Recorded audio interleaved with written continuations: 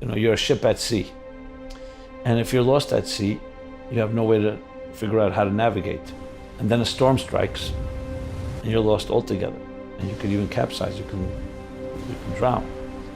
Meaning and purpose is the navigation of our lives. It transcends our joys and our pains.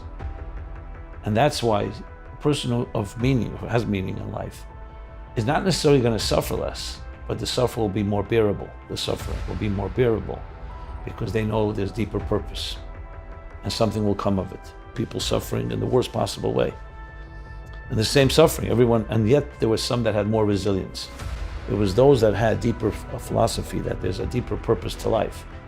And they didn't develop that necessarily during their suffering. They had it beforehand.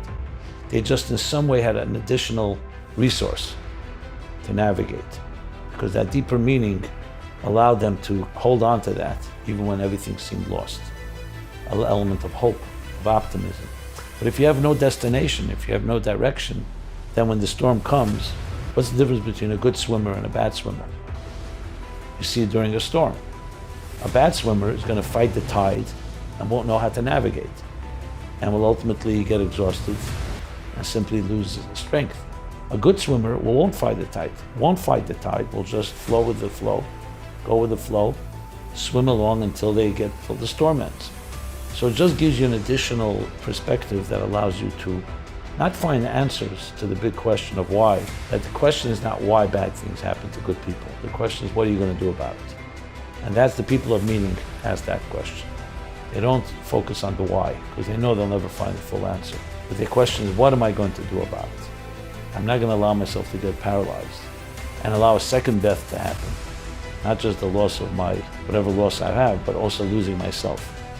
And they make sure to insist to continue to thrive. There's actually a powerful verse in the Bible, which is about the exodus from Egypt, when the Jewish people suffered greatly. As they were afflicted and they suffered, in direct proportion to that, they thrived and they flourished. So it was their affliction that actually brought out the best in them. There's no answer to the why, but there's an answer to what am I going to do about it.